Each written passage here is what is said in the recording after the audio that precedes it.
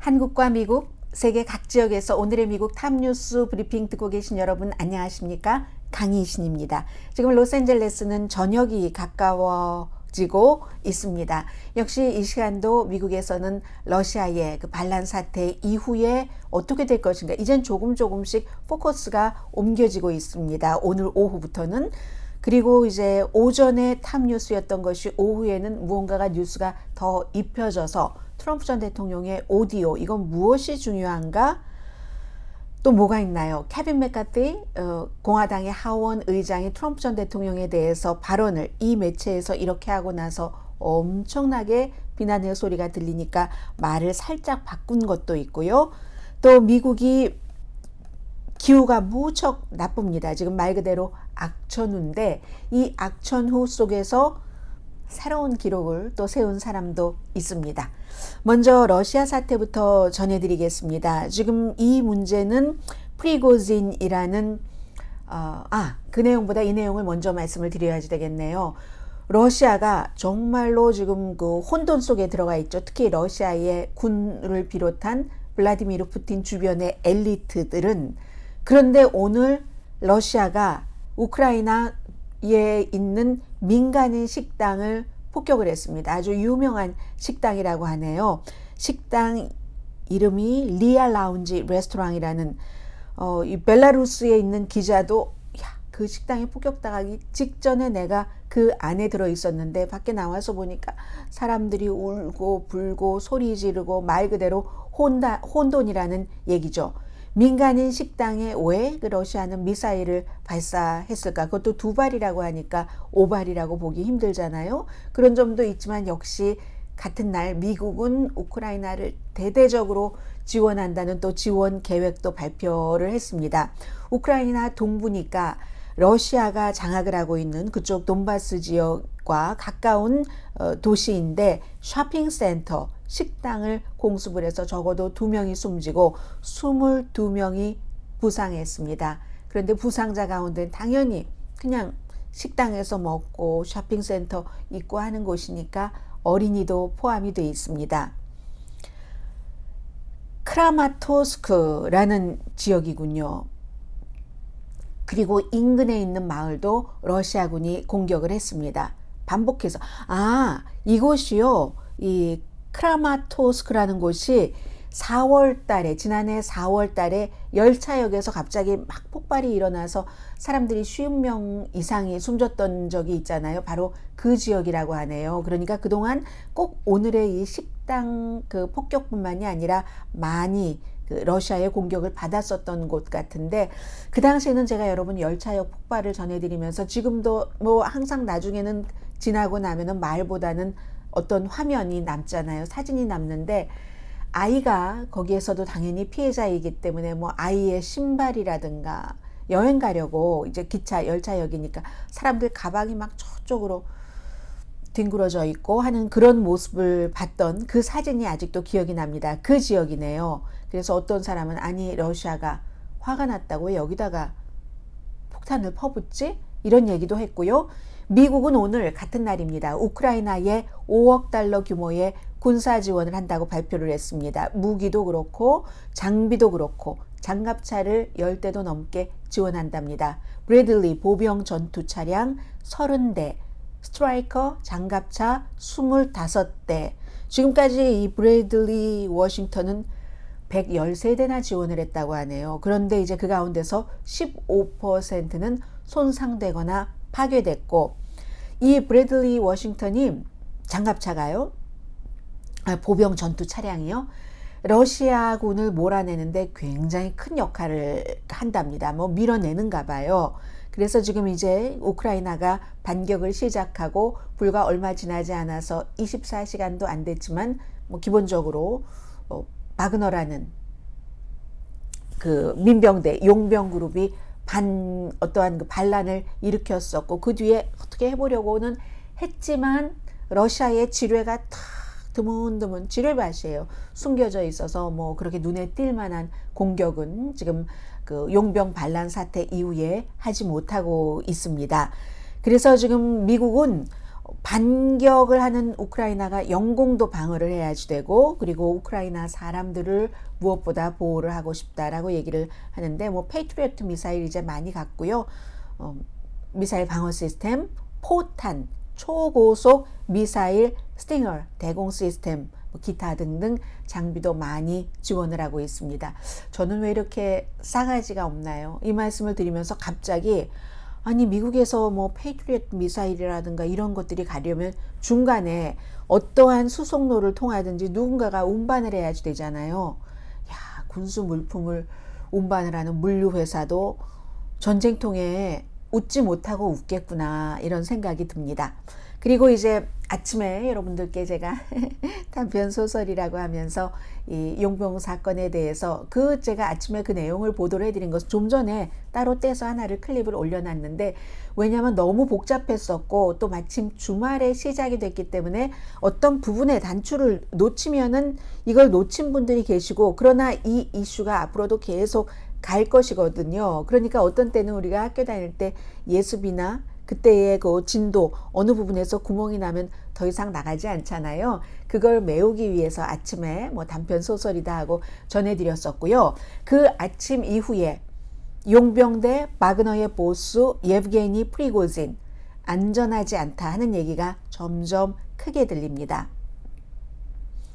그러니까 가만히 보니까 이 사람이 클렘린에서는 지난 주말에 뭐 기소했었던 거 풀었다라고 했는데, 그것보다 더한 그 법률적으로 그러한 또 다른 기관에서 풀지 않았기 때문에 벨라루스로 못 가고 안 가고 했던 것 같습니다. 아침에 이제 그런 모든 것들이 풀리고 나서 벨라루스로 갔는데, 그가 용병 없이 어떻게 안전할 수 있지? 사람들이 생각을 하는 겁니다. 러시아라는 나라의 특수성, 암살도 쉽게 하고 공격도 쉽게 하고 하는 나라잖아요. 왜냐하면 국방장관은 지금까지 안전합니다. 그 용병대 바그너는 다 일단은 무기를 우리에게 반납하라 라고 했거든요. 구체적으로는 말하지 않았습니다. 그리고 블라디미르 푸틴 러시아 대통령도 어제는 엄청 화내면서 반란, 뭐 속임수에 빠져서 반란을 저지른 사람도 있지만 그 반란을 주도한 세력은 절대로 또 뭐 용서하지 않을 것처럼 하면서도 프리고진 이름은 한 번도 부르지 않고 했는데, 그러면서도 푸틴은 그 용병이 필요합니다. 전선에. 푸틴의 계획은 앞으로 이 사람들을 분산을 해서 지도자는 없애고, 원래 이게 그 지도자인 프리고진의 힘을 빼기 위해서 생긴 거잖아요. 힘을 빼려고 하니까 아니, 내가 지금까지 이렇게 푸틴 당신에게는 잘해줬고 못한 일이 뭐야? 선거, 침투에서부터 뭐 돈 버는 일에서 어디 독재자 돕는 일에서부터 그랬는데 말이야. 당신이 내가 국방장관과 합참의장을 해고하라고 했는데 내 말을 안 듣고 그 사람들을 챙긴단 말이야 하고 보여준다고 간 거잖아요. 용병을 등에 업고 앞에는 러시아 국민을 앞에 내세우고, 왜냐하면 지금 정규군이 하지 못한 일을 용병 바그너가 많이 했었기 때문에. 그런데요, 지금은 그런 분위기, 국민 정서 때문에 이 프리고진을 함부로 하지 못하지만 단기적으로는 지금 어떻게 못하죠. 이름도 부르지 않고 혐의도 다 기각시켜주고 하고는 지금 암살할 수는 없잖아요. 그러나 사람들은 저 사람도 안전하지 않겠네. 게다 대고 용병이 빠지면 어떡하지? 아직 아무것도 알 수는 없습니다. 그런데 푸틴이 하나 힌트를 준 게 있죠. 2022년과 2023년 그 1년 동안에 국방부에서 프리고진 바그너 용병대에 10억 달러를 줬다. 그리고 그가 하는 그 캐터링 회사가 콩코드였네요. 거기도 역시 또 다른 정부 돈 10억 달러를 이제 차징을 했다는 거예요. 미리 물건 납품하고. 그러면 20억 달러잖아요. 이런 돈을 대통령이 직접 얘기를 하는 걸 보면 프리고진이 부정부패를 했어? 이렇게 얘기하고 심판을 하려고 하는가? 이 생각은 들 수 있죠. 어제 그 표정을 보면 무척 화난 표정이었습니다. 내가 장군들과 동급으로, 장군보다도 더 위에 비슷하게 이렇게 해줬는데 나에게 이렇게 이럴 수가 있어? 하는 게 푸틴의 얘기였잖아요.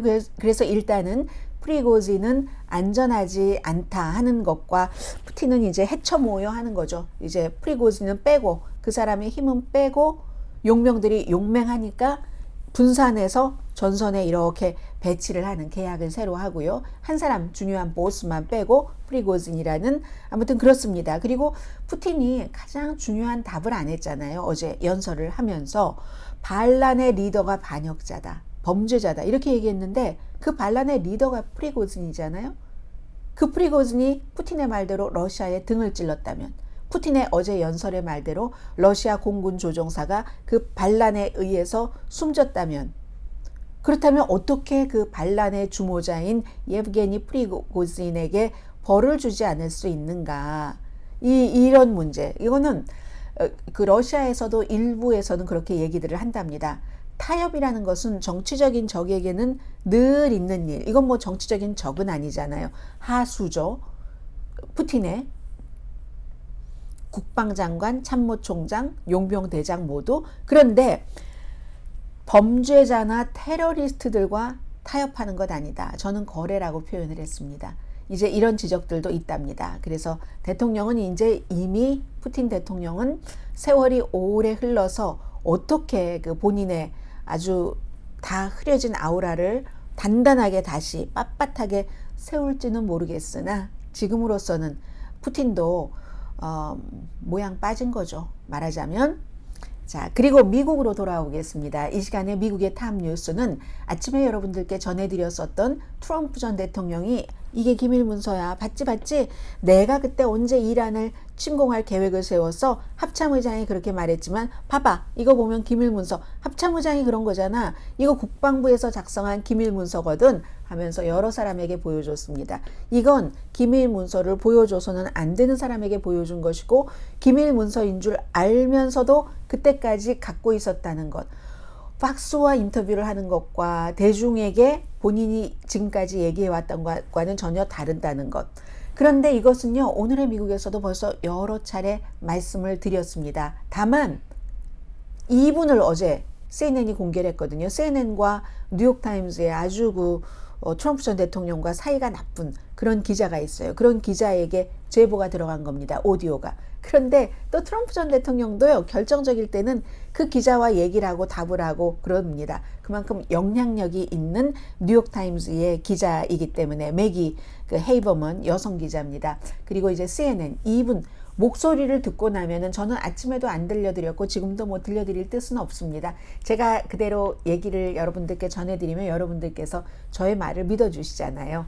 그래서 이제 안전해드리겠는데 사람이 말로 들었을 때와 그냥 전해 들었을 때 그 사람의 음성으로 들었을 때와는 다른 겁니다. 지금 더불어민주당에서 무슨 돈봉투 이런 게 음성으로 다 나왔기 때문에 사람들이 들어서 여러 가지 얘기를 해도 안 믿잖아요. 트럼프 전 대통령도 이거 특별검사가 흘렸어 저거 이렇게 얘기를 하지만 특별검사가 흘렸을 리도 없을 것 같지만 그게 중요한 게 아니라 저게 트럼프의 목소리가 맞다는 거잖아요. 기밀 문서인지 알았고 그러면서도 돌려달라고 하는데 안 돌려줬고 본인이 더 이상은 기밀을 해제할 수 없는 위치라는 것을 알았다고도 그 오디오에서 얘기를 합니다. 그러므로 지금까지 본인이 기밀 문서에 대해서 주장을 한 것이 다 거짓이라는 것을 스스로의 목소리로 증명을 해버렸습니다.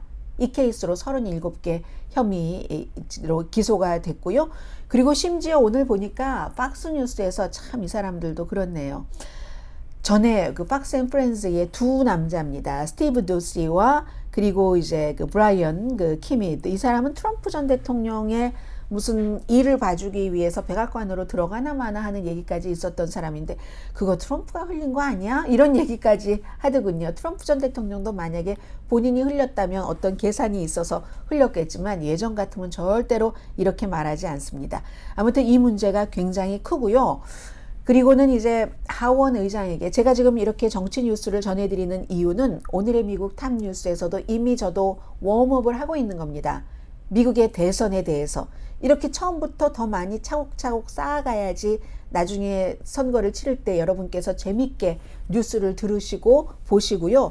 저 러시아 문제도 마찬가지입니다. 저게 꼭 러시아의 용명반란이라고만 볼 수 없어요. 우리 주변에서, 회사에서, 사람과 사람과의 관계에서 다 일어나는 일이잖아요. 그로써 우리는 그 뉴스를 통해서 지혜를 배우는 거죠. 지금 미국의 이 정치 뉴스도 마찬가지입니다. 케빈 맥카티라는 하원 의장이 저는 약간 변하는 것을 느낍니다. 오늘 아침에는 CNBC와 인터뷰에서 트럼프 전 대통령이 본선거에서 공화당 예비선거가 아니라 가장 강한 후보인지는 잘 모르겠어요. I'm not sure. 뭐 이런 뉘앙스로 얘기를 했습니다. 그랬더니 트럼프 지지자들이 버럭버럭 화를 냈죠. 뭐라고 얘기를 했냐면 CNBC의 앵커가 선거에서 이길 수 있을까요? Yes. He can do it. Yes, he can. Yes, he can. 그랬어요. Yes, he can. 할 수 있어요. 문제는 그가 강한 후보인가? 거긴 잘 모르겠어요. 그럼 누구나 바이든을 공화당 후보는 이길 수 있습니까? 그러니까 yes. 누구라도 바이든을 이길 수 있습니다. 다만 본선거에서 가장 강한 후보인지는 모르겠어요 라고 얘기를 하고 나서 특히 스티브 배넌이라는 완전히 이 사람 전쟁광이고요. 트럼프 전 대통령에 의해서 백악관에서 너무 초점을 받는다고 쫓겨난 것과 마찬가지인데도 이념이 맞아서 트럼프 전 대통령과는 가까이, 말하자면 행동은 가까이 합니다. 같은 방향으로. 스티브 배넌이 케빈 맥카티 하원 의장 말이야. 이제 더 이상 트럼프 전 대통령이 그를 하원 의장으로 지지해서는 안 된다. 저 말이 뭐야? 그리고 인터뷰할 때 보니까 본인 정책 좋다고 하네? 그럼 본인 정책은 좋다면서 트럼프 전 대통령의 정책보다 본인의 정책이 낫다고, 좋다고 은근슬쩍 얘기를 하면서 뭔가 암시하는 거 아니야. 이렇게 막 빗발쳤어요. 비난이. 그랬더니 조금 시간이 지나서 우리가 메이크업 인터뷰라고 부르는데 브레이트바트라는 가장 극우적인 매체와 이 CNBC는 방송이지만 브레이트바트는 인터넷 매체고요. 인터뷰를 합니다. 언론이 트럼프 전 대통령과 하원을 갈라놓으려고 한다 하면서 우리 하원에서 여러 가지 트럼프 전 대통령에 대해서 바이든 행정부 법무부에서 조사하는 것을 우리가 수사하지 않느냐 뭐 이렇게 얘기하고 막 메이크업을 하려고 하고 브레이트바트가 물어봅니다. 트럼프가 바이든의 강한 정치적인가? 그랬더니 트럼프는 2016년보다 2024년에 더 강하다. 그 이유를 한번 봐라. 연방정부를 무기화해서 트럼프 뒤를 바이든 행정부가 쫓고 있지 않는가. 왜냐하면 그건 그 자체가 트럼프가 강한 적수이기 때문에 그런 거야. 이렇게 이제 얘기를 하면서 여론조사가 계속 보여주고 있다고 했는데 오늘 이제 처음으로 모닝 컨설트라는 여론조사에서 바이든이 조금 앞서는 것도 나왔고요. 그래봐야 지금 오차범위 아니고 아직은 그 여론을 믿고 누가 당선 가능성이 높아요 하고 말하기에는 상당히 이른 시기입니다. 그리고 케빈 맥카티 공화당 하원의장은 아직까지는 공식적으로 아무런 후보도 공화당의 예비선거 후보로 지지하지 않고 있습니다. 자, 오늘 이제 마지막 이슈인데요. 아메리칸 에어라인을 전세기처럼 단독으로 탄 남자, 오클라호마시에서 샤롯테까지 간 이 남성인데요. 이분이 틱톡에, 요즘 전부 틱톡이에요. 필 스트링거라는 분인데 아메리칸 에어라인 지금 뭐 동부, 남부 엄청나게 각종 그 기후 악천후로 시달리고 있거든요. 오늘 14,000편이나 비행기가 동부 쪽에서 출발하는 것이 취소되거나 연기됐습니다. 아메리칸 에어라인도 연기가 됐는데 자꾸만 연착되는 거예요. 18시간을 기다렸습니다. 그랬더니 사람 이름을 계속 부르잖아요. 누구씨 뭐 탑승하세요. 누구씨 탑승하세요. 딱 한 사람만 남아있는 거예요. 다들 어디 가고. 그랬더니 이제 이분이 틱톡에 사진이랑 올린 거 보니까 그 승무원들도 정말 나오고 싶지 않았는데 나오고 싶었겠어요? 짐 관리하는 사람도 나와야 되잖아요. 이 사람 한 사람의 짐 때문에. 그런데 나왔다는 겁니다. 그래서 본인과 승무원들 저 뒤에 있는 사진도 찍고 하면서 정말 고맙다고 나 한 사람을 위해서. 그러니 이런 악천후 때문에 물론 18시간 동안 엄청나게 고생을 했지만 우리는 보통 비행기에 타면 운이 좋으면 옆자리에 아무도 안 탔으면 좋겠네 라고 생각을 하는데 전세기를 타고 이제 이 사람이 그 샤롯테로 오클라호마시에서 그 샤롯테로 갔다 이런 내용까지 전해드리고요. 저는 내일은 오늘 제가 밤에 조금 더 재미있는 내용들을 점검을 하고 나서 내일 아침 오늘의 미국 정규 방송 시간에 뵙겠습니다. 한국과 미국, 세계 각 지역에서 오늘의 미국 탑뉴스 브리핑 들어주신 여러분 고맙습니다. 내일 뵙겠습니다. 강혜신이었습니다.